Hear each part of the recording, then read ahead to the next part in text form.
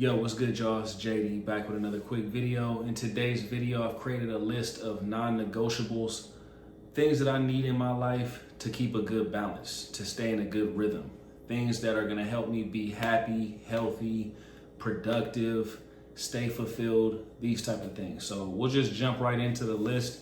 And this is not really in any particular order. Just like I said, this is a whole aspect of balance. So you need a kind of a formula. You need a little bit of this, a little bit of that. This is kind of a concoction of things that are mandatory in my life. And the first thing I'm gonna mention, which is something that I wouldn't say I struggle to get, but something that I probably could use a little bit more of since I live in a big city, and that's nature. Luckily, I live in a city that has plenty of it around, but a lot of times we get caught up in the rat race. We get caught up in trying to make as much money as possible, be as productive as possible. And sometimes we forget to just get into nature and just be. We don't necessarily need to do anything while we're in nature. We don't necessarily need to have a purpose behind it, but just get out and take a walk sometimes in a park with a lot of trees in it. Maybe take a walk by the ocean, hear the waves crashing. Maybe it could be doing something active in nature, like going surfing or going skiing or whatever it may be that you like to do. But I think that's an extremely important aspect of balance, is nature, and it's something that is extremely healing and something that we can all use. So like I said, this list is not in any particular order, but another thing that I personally need in order to keep a good balance and in order to be happy and healthy as well, mentally and physically, is I need good food. I need good quality food. I need food that tastes good. And it's something that I absolutely have to have. And one of the main aspects of having good food, well, one of the aspects I think that is underrated about having good food is actually breaking bread with people. Enjoying a meal with somebody else is always gonna hit a little bit different than enjoying that meal by yourself, whether that's with a close friend, whether that's with your significant other, whether that's with your family, whatever it may be. I think that the food just tastes a little bit better, when you're enjoying it with somebody else. I think it's one of those community building, one of those relationship building activities that we can do. And sometimes you hear the cliche of like couples always get fat when they first start dating or whatever. And I think it's because that aspect of food and building a relationship are so closely intertwined that it's something that is really important for building relationships. And, like I said, this is all about a balance. You can't do it too much. Otherwise, you end up getting to a point where it can be a problem where, damn, I'm gaining a little bit of weight because we going out to eat a little bit too much, or we enjoying ourselves a little bit too much. So that's something that you do have to keep in check. And I think that leads me into the next aspect, or the next thing that's mandatory, is interpersonal relationships. Whether that's friendships, whether that's romantic relationships. I think this is an extremely important aspect of having a balanced life. I know a lot of times people, especially when it comes down to the self-improvement space, people, or just the growth space in general, people tend to think that solitude and shutting everything out is always the answer. But I would say solitude is an important aspect of things, but we don't live on this planet by ourselves. We're not meant to be by ourselves, as far as friendship wise and romantically. So I think this is something that we need to be able to incorporate into our life in a healthy manner. Now, we can't get like what they call codependent when it comes down to a relationship, as far as you can't function and operate if you don't have a significant other at the time. Just the same thing when it comes down to friendship. Sometimes it's a grind season. Sometimes it's a season where we really need to do a lot of shadow work, working on ourselves. And we're probably not going to have as much of the friendships and the romance and, maybe all that stuff. But at the end of the day, even in those times when we're really focused, we need to make sure that we have a little bit of that. We need to make sure that we have, a little bit of balance when it comes down to things in our life that's going to make us happy, not just make us productive.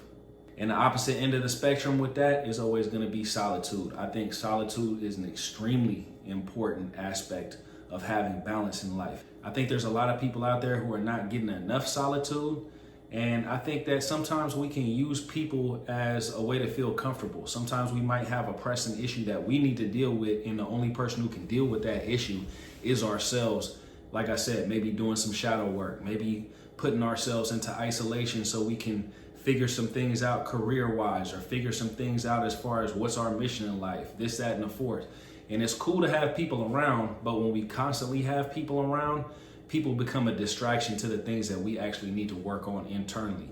So I think solitude is an extremely important aspect of balance when it comes down to a lot of the internal work that we need to do. So next on the list is movement. And if you guys have been watching my channel for any amount of time, you will probably think that this will be number one on my list. And I do think movement is super critical and super crucial, especially for somebody like myself.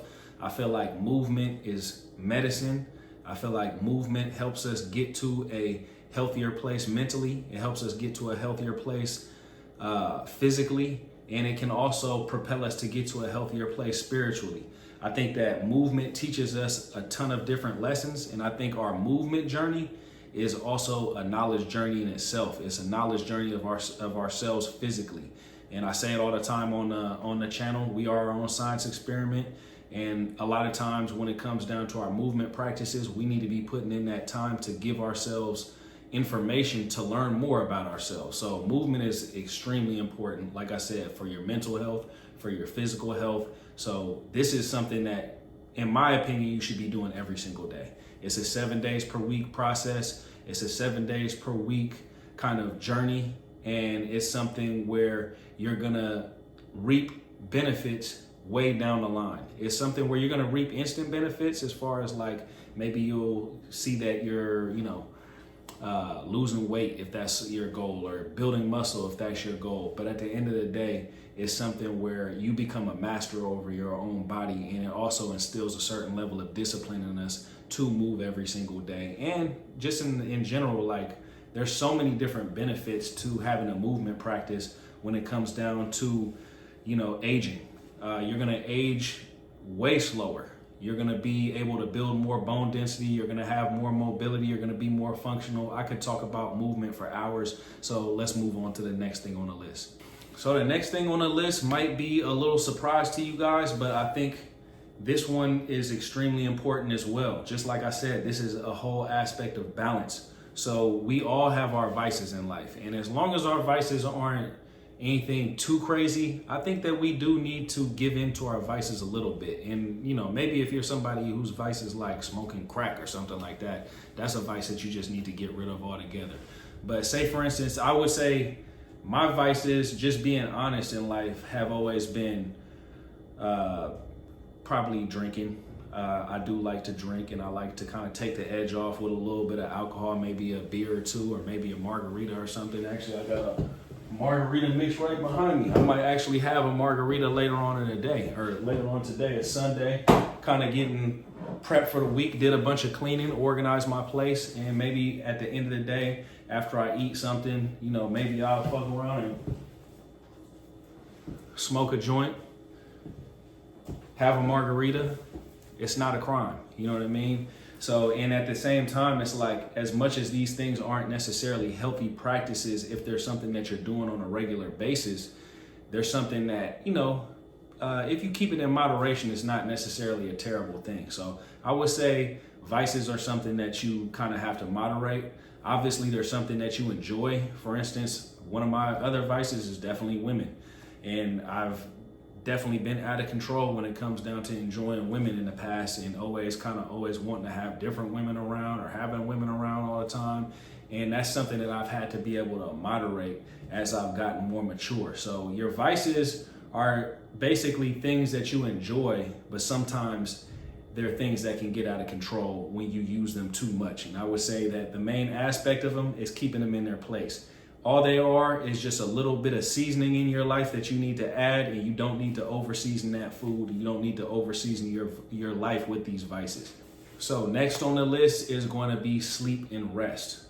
We live in a grind culture. We live in a culture where people are constantly telling you that you need to constantly be progressing. You need to be constantly making more money. You need to constantly be self-improving. You need to constantly be doing this or constantly be doing that. And there's really a never-ending list of things that we can do in a day. I remember one of my favorite artists growing up is a dude from the Bay Area named Mac Dre. I remember there was one song where he was like, 24 hours in a day, I need 10 more. And that's real, because at the end of the day, there's only 24 hours in a day, but we have basically like 48 hours worth of shit that we got to get done. So kind of figuring out a time and a place for us to rest and prioritizing the proper amount of sleep, the proper amount of relaxation is extremely important. So I'm from the school of working out 7 days per week. I got that 7 days per week mindset when it comes down to whatever mission I'm in life. But I also have the mindset that we have to give ourselves the proper recovery and rest. So I'm also somebody who promotes sleeping 8 hours per day and prioritizing maybe getting to bed early if you're going to be getting up early to start your grind. Or somebody, if you're going to be getting to bed late, give yourself some time to sleep in the morning, because rest is important. If you don't rest enough, you're going to get run down. I've actually been, this weekend was a trip for me, because I didn't get sick, but I definitely got run down physically. By Friday, I was at work and I was like, man, my training was super difficult. And I'm somebody who enjoys training. I love training. I didn't have any problem as far as getting my training in because of the fact that I wanted to do it. But when I was training, I'm like, damn, my body is like beat. I've been pushing myself physically. I've been pushing myself, working hella much. I've been kind of kicking it and dating.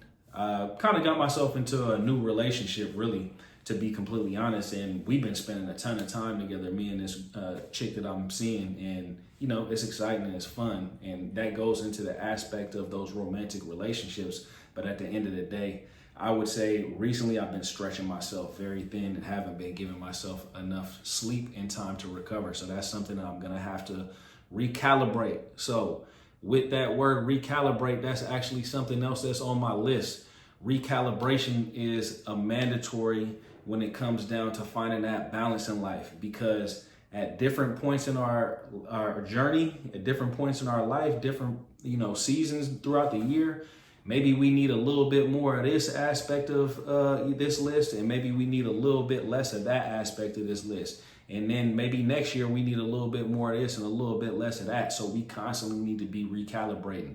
I would say even on a weekly or a monthly basis, we need to be recalibrating, figuring out what our goals are, figuring out what we need to be spending a little bit more time on, figuring out what takes a little bit more priority in our life at the time. So the last thing on this list is going to be organization. And I know that's a very broad term. It's a very non-specific thing, but I think that when it comes down to being fulfilled, happy, productive, being in a good mental space, I think that we need to make sure that we're organized physically, financially, mentally, digitally. Our home space, our living space needs to be organized. Personally, I'm a proponent of every single Sunday going into the house, maybe doing a little bit of deep cleaning the bathroom, the kitchen, make sure the floors are mopped, make sure everything's straightened up, make sure all my laundry's done for the week, make sure that I have my groceries all sorted out. Also, when it comes down to work, I like to organize things with my clients, organize my training sessions, organize my outreach calls that I need to make to potential clients or people who I've worked with in the past that I might want to start working with again. So these are all aspects. Also, digital organization. We can't just have too much going on when it comes down to messages piled up, emails piled up, DMs piled up. That stuff kind of weighs on us. You know what I mean? Also, organizing our bills. Make sure that your bills are paid on time. Make sure that you have a process when it comes down to paying your bills and all the things that you need to handle financially with banks and whatever it may be. Make sure that you have all this stuff in check, because if it doesn't, it's going to be in the back of your mind, creating stress, and creating stress is not going to do anything but take us out of a balance and take us out of rhythm. But anyways, guys, that's 9 things on the list that I would say are non-negotiables for me as far as keeping balance in my life. Let me know what you think about those. I'm especially interested to see what you guys think about that whole vices aspect, because actually before I leave, I actually want to chop it up about this. With the vices thing, not everybody is at a place in their life where they can even keep a certain vice in their life. Like, some people have such a problem with alcohol that's something that they don't need to be touching. Just like I said with the whole, if you're smoking crack or some shit like that, or Another aspect could be like if you're in a situation where you're using like women as a vice or something like that, where I was at probably, I would say like 2017, 2018, I was just out of control. So yeah, I had gotten to a point where I needed to stop dating for a certain amount of time and spend a ton of time in solitude. I actually gave up a bunch of things cold turkey at once. I stopped dating, I stopped drinking, I stopped smoking, I stopped eating meat. There was just so many different things that I had to stop doing at once. And for me in that time of my life, the balance was that cleansing myself, health, learning how to take care of myself better, that was the priority, and all those other things were on the back burner. So there's going to be different times in life where you have, to emphasize one aspect of life over the other. But anyways, let me know what you guys think in the comment section about my list, and also share with me some things that maybe is on your list that I didn't mention in this video. I'm interested to hear that. I'm interested to hear your perspective. Like I always say, this is a community. This isn't just me talking at you. I'm talking with you. I want to have a conversation. But anyways, hope everybody's having a great day out there. Thanks for stopping by. I'll holler at you guys later. Peace.